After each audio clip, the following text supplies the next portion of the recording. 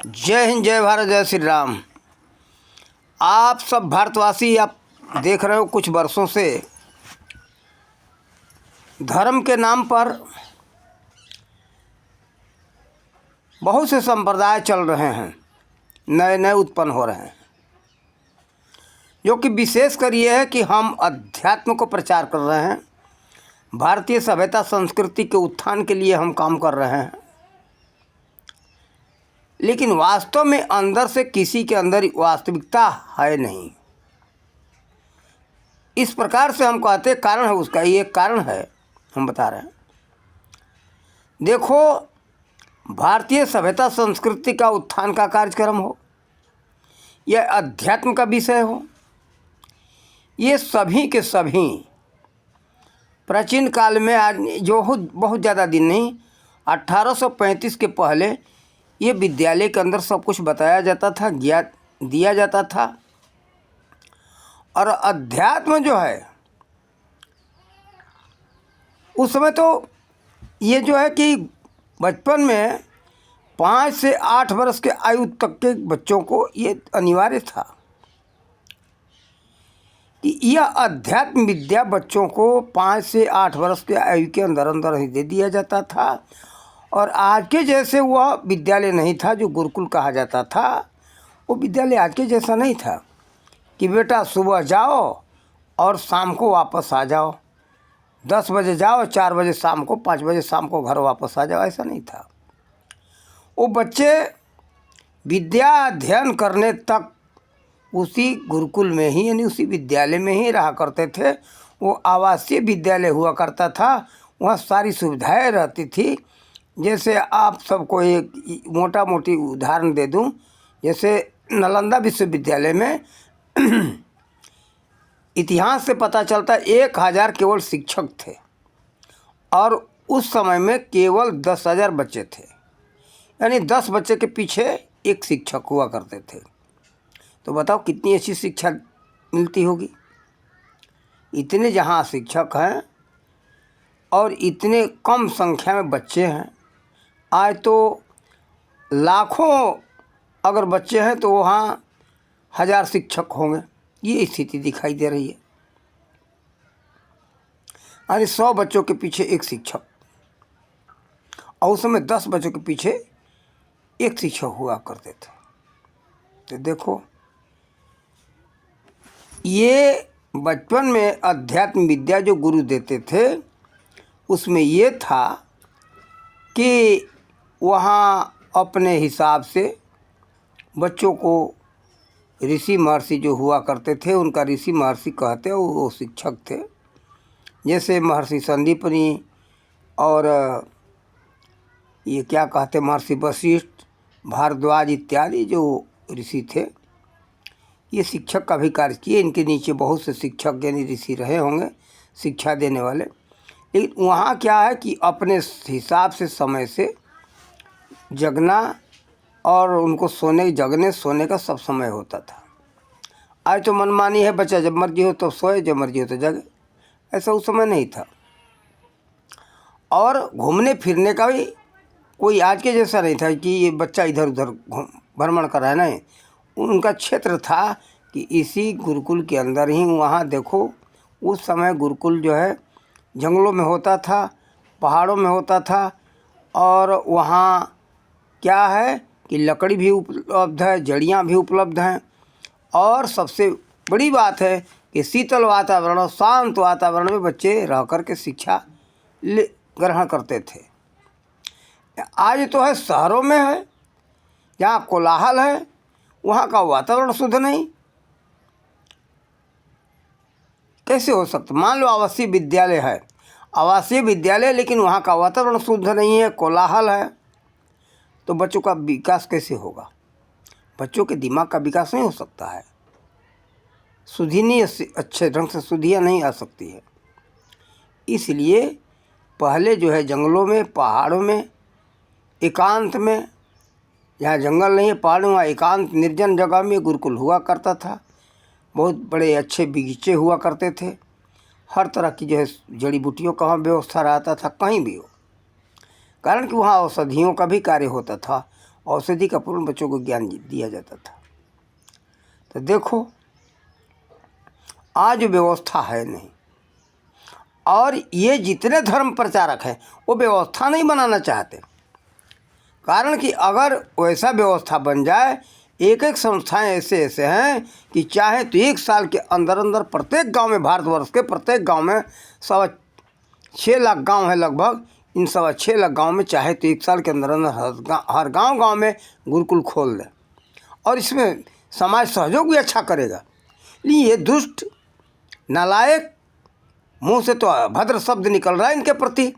ये कोई नहीं चाहता है कि ये विद्या हर बच्चों को, हर व्यक्ति को प्राप्त हो सके। कारण कि हर व्यक्ति को अगर यह विद्या प्राप्त हो जाएगा तो इनको अच्छी आमदनी नहीं होगी। अगर आंखें खुल जाएगी, ज्ञान मिल जाएगा, वास्तविकता का ज्ञान हो जाएगा, तो इनके पास कोई जाएगा नहीं। इनकी मानसिकता ऐसी बनी हुई। दूसरी बात, इनकी दुकानदारी बंद हो जाएगी, इनके यहाँ कोई जाएगा ही नहीं। कारण कि मैं प्रयत्न करके 2-3 संस्थाओं को हमने देखा है, कहा तो कहते कि हमारे यहाँ तो होता है जी सब, ये तो विद्यालय ही है, आओ यहाँ शिक्षा लो, जिसको मर्जी हो आ जाओ। अब ठीक है, मर्जी हो, आप 80 वर्ष के हो, 100 वर्ष के हो, 50 वर्ष के हो, 40 वर्ष के हो, 30 वर्ष के हो, जब मर्जी हो जा कर के ज्ञान प्राप्त करो। तो ये क्या है, अधिक उम्र वाले कागज, रद्दी कागज के टुकड़े हैं। हम हैं, हम क्या हैं, हमारे मन के ऊपर उनके शिक्षा का कोई प्रभाव नहीं पड़ सकता। और यही शिक्षा बचपन में दिया जाए तो देखो किसी भी तरह का विद्या प्राप्त करने के लिए बाल्यकाल ही उचित है, बाल्यावस्था ही उचित है। देखो बाल अवस्था में जो बच्चा शिक्षा ग्रहण कर लेगा वो अमिट होता है। सीखने का वही समय है। 25 वर्ष तक के अंदर अंदर आप जितना शिक्षा अगर ले लो, अच्छा होगा, उचित होगा, आपके लिए लाभकारी होगा। देखो, और आप उसको अच्छा ढंग से ग्रहण कर सकते हो। जैसे उदाहरण दूसरा, कोई भी छोटा पौधा है, उसमें खाद और पानी दोगे तो उसमें अच्छा कार्य करेगा। और वही जो है बहुत बड़ा हो जाए, मजबूत हो जाए, उसमें खाद पानी दोगे कोई असर नहीं करेगा। जैसे अभी अभी गेहूं का फसल थोड़ा दिन पहले नवंबर में लगाया गया, तो उसमें क्या है, नियम होता है कि 21 दिन का पौधा हुआ उसमें पानी दो। अब ये नहीं कि 2 महीने का पौधा हो जाए, पानी दो फिर खाद दो, तो कोई लाभ नहीं होगा बिल्कुल नाम मात्र का। और वही, और जितना अधिक समय बीतता जाएगा तो उसमें कोई खाद पानी का असर नहीं हो सकता है। इसी तरह से हम सबका आयु है। देखो अधिक उम्र हो जाने पर कोई बाहरी चीज़ जल्दी प्रवेश नहीं करता, कितना भी ज्ञान प्राप्त कर लो। देखो ज्ञान प्राप्त करना है तो बाल अवस्था में ज्ञान प्राप्त किया जाए। तो बाल अवस्था क्या है, बच्चा का हृदय जो है बिल्कुल कोरा कागज़ की तरह है। जिससे कोरा कागज़ पर आप जो लिख देते हैं साफ साफ मालूम होता है, स्पष्ट दिखाई देता है। और लिखा गया कागज़ के ऊपर, जैसे कोई अखबार का टुकड़ा ले लो, उस पर लिखो तो साफ मालूम नहीं होगा। यही हाल हम लोगों का हो चुका है। अधिक उम्र हो गया तो हम सबके मन के पटल पर हुआ ज्ञान का कोई प्रभाव नहीं पड़ता है बहुत कम, कोई प्रभाव ही नहीं हमको समझ में आता। कारण कि जितने संस्थाएं चल रहे हैं, और ये भी है कि ये योग के सूत्र पूरा सही ढंग से नहीं बताते, उसका लाभ नहीं बताते। ये करने से ये लाभ होता है।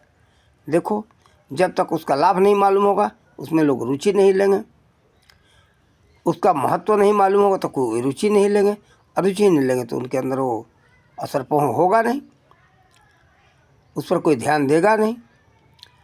इसलिए ये सब बात बताया जाना चाहिए। और उस समय में क्या है कि बच्चा को ज्ञान दे करके गुरुजन जो है अभ्यास कराते थे।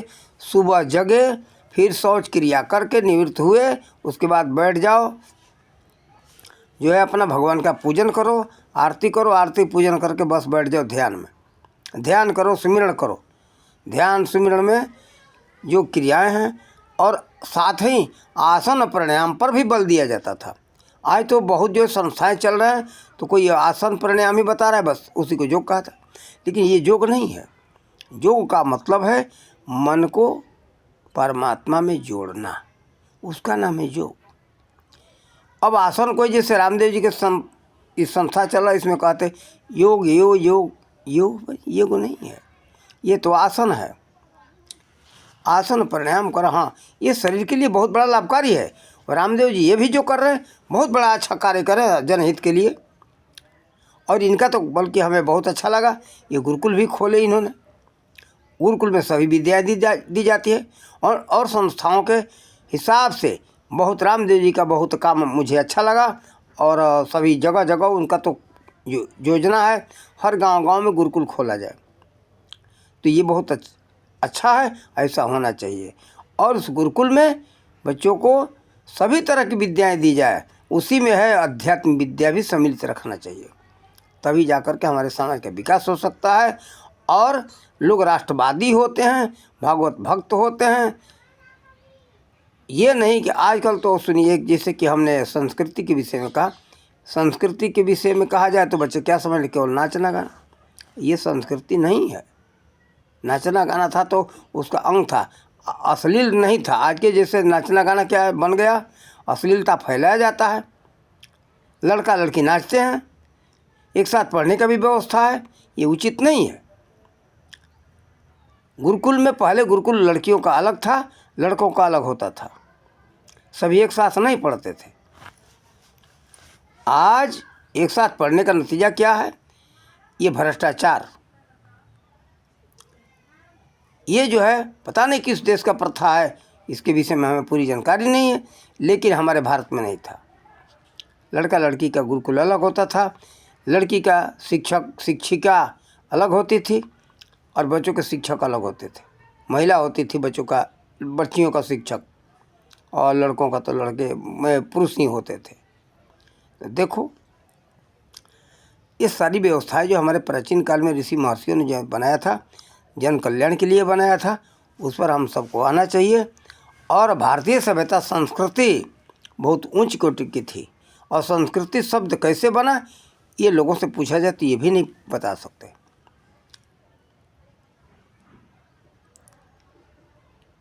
सभ्यता और संस्कृति दोनों अलग अलग है, लेकिन सभ्यता से संस्कार बनता है। हमारी जैसा अच्छा सभ्यता होगा या बुरा सभ्यता होगा, वैसा संस्कार बन जाएगा, वो हो गया संस्कृति। कपड़ा पहनने का, रहने का, बात करने का, पढ़ाई लिखाई का, और हमारे उठने बैठने का, बहुत से उसमें संस्कार में आ जाते हैं। सोने जगने का, समाज में कैसे व्यवहार करना है, ये सब बातें आ जाती हैं उसमें।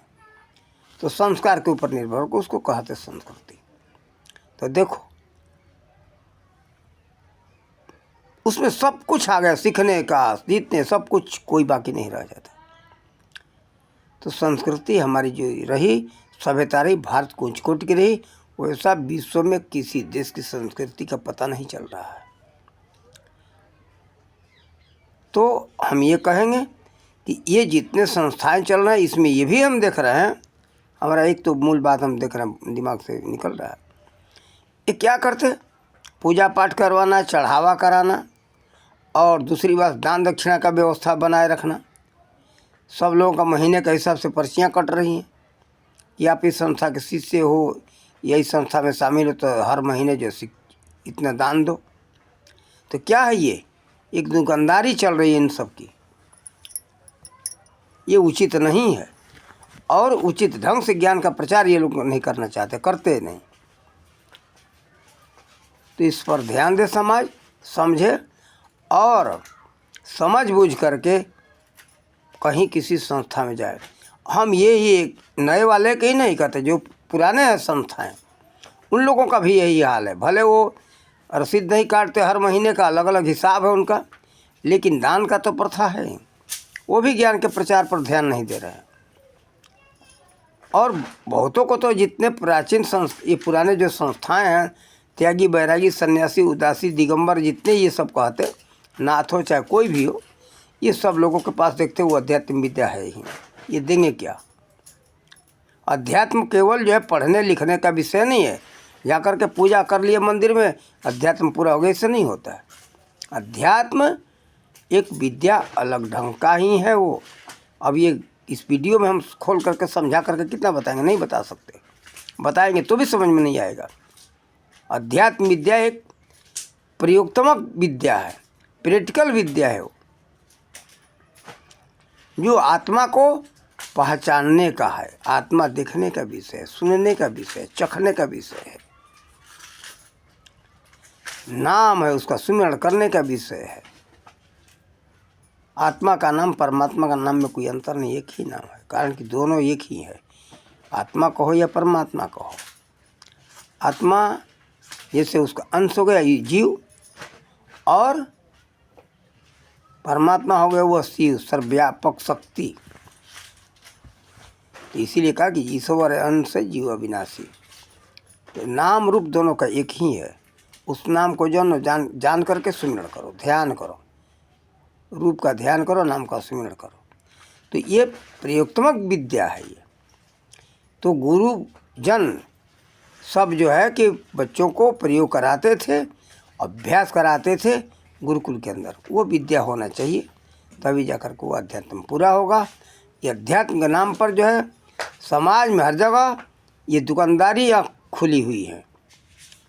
हाँ, हम इन लोगों से कहेंगे अभी से सुधर जाए तो कोई बात नहीं, जब ही जागे तभी सवेरा, अभी से जग जाएं, और जग करके हर गांव में ये सब लोग अपना अपना गुरुकुल खोलें और वो अध्यात्म विद्या दें, आसन कराएं, प्राणायाम कराएं, तब जाकर के समाज का विकास होगा। केवल हम देखते हैं खाना पूरी हो रहा है, समाज भी ऐसा समझता नहीं, समाज के पास ऐसा ज्ञान नहीं रह गया।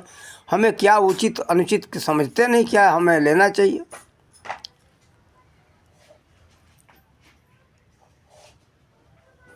मांगे तो क्या मांगे, उस चीज़ को बहुत यह ध्यान दे करके समाज में प्रचार प्रसार करना होगा, तभी जा कर के लोग उसका मांग करेंगे। और जो जानते हैं उसको चाहते नहीं, अरे क्या होगा, ये नहीं चाहिए, ये आधुनिक युग है, ये उचित नहीं है। आधुनिक युग तो सबको धोन दिया, रुई बना दिया, बर्बाद हो जा रहे हो। इसलिए अभी बचो, सुधरो, आपका कल्याण होगा। नहीं सुधरोगे और बर्बाद होगे, आबाद नहीं हो सकते हो। तो ये सब जितने अध्यात्म विद्या के प्रचार करने वाले हैं संस्थाएं, सभी लोग से हम यही कहेंगे, आप सब लोग अभी से जो है सही समाज का सुधार का ऊपर ध्यान दो और समाज का विकास करो, अति उत्तम होगा। सभी लोग जो है अध्यात्म विद्या को जाने और अपने भारतीय सभ्यता संस्कृति के विषय में अच्छे ढंग से जाने। जब तक गुरुकुल नहीं खुलेगा हर गांव में, तब तक वह विद्या पूरा आ नहीं सकता है। और सब लोग देख रहे हैं कि अध्यात्म का प्रचार कर रहे हैं, कोई नहीं कहा था कि हम अध्यात्म का प्रचार नहीं करते। अध्यात्म विद्या सब लोग दे रहे, फिर भी क्या समाज में पतन ही पतन है, भ्रष्टाचार ही भ्रष्टाचार है। कितने जो है जहाँ गुरु और वहाँ अंधकार, कैसे हैं ये सब गुरु? सब लोग ज्ञान दे रहे हैं, सब के सब, चाहे कोई भी संस्था हो, किसी के नाम नहीं रखना चाहते, सबके सबका यही कार्य है। हम सुधार कर रहे हैं, हम दे रहे हैं, इतना हमारे शिष्य हो गए। शिष्य किस लिए बनाए? केवल पैसे के लिए तुमने बनाया कि लाओ दान दक्षिणा हर महीने का हमको दो। तो हमारे समाज को सोचना चाहिए, समझना चाहिए कि हम कहाँ किस गड्ढे में जा रहे हैं। अध्यात्म विद्या का समय सबका ख़त्म हो चुका है। और वो अधिक उम्र वाले का बच्चे को ज्ञान चाहिए, तभी जाकर के फलीभूत होगा। जैसे छोटे पौधे में खाद पानी दोगे तो उसका विकास होगा, और नहीं तो कोई लाभ नहीं है उसमें। इसीलिए अधिक उम्र वाले ये ज्ञान के चक्कर में जो पड़े, ठीक है, लेकिन आप सोचो कि हमारा बच्चा को यह ज्ञान बचपन में प्राप्त हो जाए। इस विद्या से बच्चा को वंचित रखने से ही आप सबका हानि है और समाज में भ्रष्टाचार है। जब तक अध्यात्म विद्या समय सबको प्राप्त नहीं होगा, जब तक समझेगा नहीं, तब तक भ्रष्टाचार समाप्त नहीं हो सकता है, चाहे कोटि उपाय कर लो। अध्यात्म विद्या वो है, इस सब में वो परमात्मा को झांकी, परमात्मा का दर्शन करने लगता है कि परमात्मा सब में है। जब ये अध्यात्म विद्या का ही देन है कि तुलसीदास जी ने लिखा, सिया राम मैं सब जग जानी। बताओ, जिसके अंदर ये भावना आ जाए, किसके साथ वो गलत करेगा? सबे सिया राम का मतलब दशरथ नंदन राम और सिया नहीं, परमात्मा से संबंधित बात है। परमात्मा का कण कण में वो दर्शन करने लगेगा। वही ज्ञान कबीरदास जी को प्राप्त हुआ तो कबीर ने कहा कि मृग नाभि कसूरी बसे मृग ढूंढे बनवाए, यूँ ही घट घट ब्रह्म है दुनिया जानत नाय। भीष्म पितामह जी को जब ये ज्ञान प्राप्त हुआ अध्यात्म, तो उन्होंने कहा कि माया जाल कपटम न बंदा सब घट पूर्ण बाल गोविंदा। सब घट पूर्ण बाल गोविंद वो परमात्मा जब दिखाई देने लगेंगे तो किसके साथ वो गलत करेगा। ये अध्यात्म विद्या का विशेषता है, अद्वैतवाद सिद्धांत है ये, कि दूसरा कुछ नहीं, सब में ईश्वर ही ईश्वर है। एक तू ही तू का भाव आ जाता है। बताओ जिसके अंदर एक क्या भाव आ जाएगा वो भ्रष्टाचार करेगा? कभी नहीं। और ये बीच में अधिक उम्र वाले तो ले लेते हैं, लेकिन भ्रष्टाचार में सबके सब लिप्त हैं। जाओ देखो तो बड़े बड़े से अफसर शीशे संत फलाने हैं, ये बाबू हैं उस संस्था के शिष्य हैं, वो जज साहब उस संस्था के शिष्य हैं, सब अध्यात्म विद्या प्राप्त किए हुए हैं, लेकिन भ्रष्टाचार मचाए हुए से। तो आखिर क्यों? हम मानेंगे क्या अध्यात्म विद्या का कोई असर है? अध्यात्म का असर नहीं है, केवल नाम है। नाम होने से कुछ नहीं होगा, काम होना चाहिए। तो आप सब लोग अभी से सुधरो, जागो। वो विद्या जब तक सभी को प्राप्त नहीं होगा तब तक समाज से भ्रष्टाचार, अत्याचार, अनाचार दूर नहीं हो सकता है। तो इसके लिए हर गांव-गांव में गुरुकुल खोल करके शिक्षा के साथ साथ अध्यात्म शिक्षा भी दिया जाना चाहिए। तभी जाकर के समाज से भ्रष्टाचार दूर होगा, तभी सभी लोग सुखी हो सकते हैं। आप लोग जित समझो, अच्छा लगे तो वीडियो को लाइक करो, सब्सक्राइब करो और सभी अधिक से अधिक लोगों तक शेयर करो और अपना भला करो, अपना कल्याण करो। भगवान से हमारा यही प्रार्थना है आप सब के लिए। इन्हीं शब्दों के साथ हमने वाणी का हम विराम देते। जय हिंद, जय भारत, जय श्री राम।